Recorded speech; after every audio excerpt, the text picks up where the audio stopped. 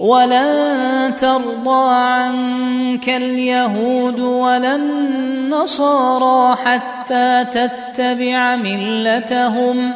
قل إن هدى الله هو الهدى ولئن اتبعت أهواءهم بعد الذي جاءك من العلم ما لك من الله من ولي ولا نصير الذين آتيناهم الكتاب يتلونه حق تلاوته أولئك يؤمنون به ومن يكفر به فأولئك هم الخاسرون يا بني إسرائيل اذكروا نعمتي التي أنعمت عليكم وأني فضلتكم على العالمين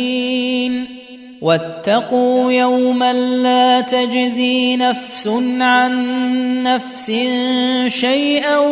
ولا يقبل منها عدل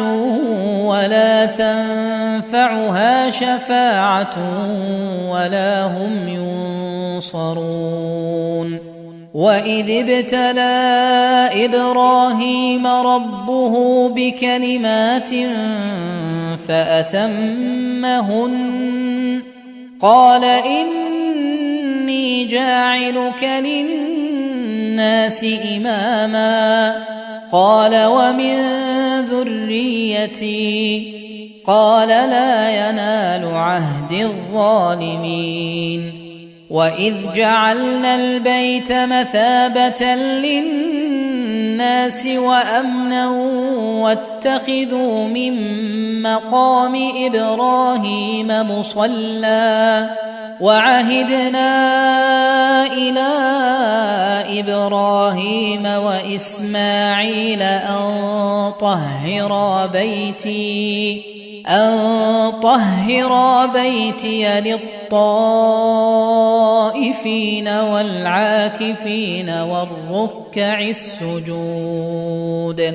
وإذ قال إبراهيم رب اجعل هذا بلدا آمنا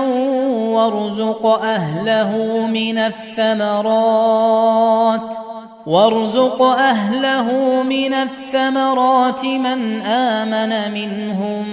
بالله واليوم الآخر قال ومن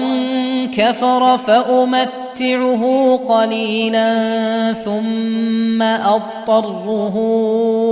إلى عذاب النار وبئس المصير